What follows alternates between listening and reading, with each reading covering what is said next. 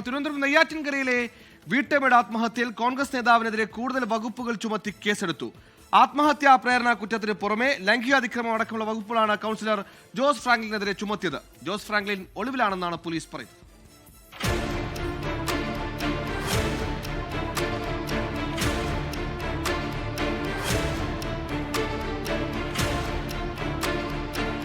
മുട്ടക്കാട് കെൻസ ഹൌസിൽ സരിതകുമാരി ബുധനാഴ്ചയാണ് വീട്ടിൽ ജീവനൊടുക്കിയത്.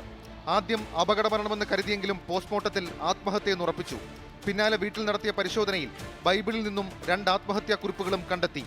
മകനും മകൾക്കുമായി പ്രത്യേകം ആത്മഹത്യാക്കുറിപ്പുകളായിരുന്നു.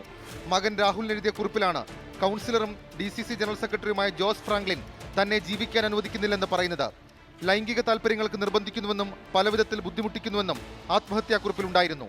ജോസ് ഫ്രാങ്ക്ലിൻ രാത്രി വൈകി അമ്മയെ വിളിച്ച് ശല്യപ്പെടുത്താറുണ്ടെന്ന് മകനും മകളും പോലീസിന് മൊഴി നൽകി. പിന്നാലെയാണ് ജോസിനെതിരെ ആത്മഹത്യാ പ്രേരണ കുറ്റം ചുമത്തി നെയ്യാറ്റിൻകര പോലീസ് കേസെടുത്തത്. ജോസ് ഫ്രാങ്ക്ലിന്റെ അറസ്റ്റ് ആവശ്യപ്പെട്ട് CPM BJP പ്രതിഷേധം ശക്തമാണ്. 24 തിരുവനന്തപുരം. ലോകത്തെവിടെയായാലും ഏത് സമയത്തും 24 വാർത്തകളും ഓഗ്മെന്റഡ് റിയാലിറ്റി പാക്കേജുകളും എക്സ്പ്ലെയിനറുകളും വിശദമായി കാണാൻ ഞങ്ങളുടെ YouTube ചാനൽ നിങ്ങൾക്ക് സബ്സ്ക്രൈബ് ചെയ്യാം.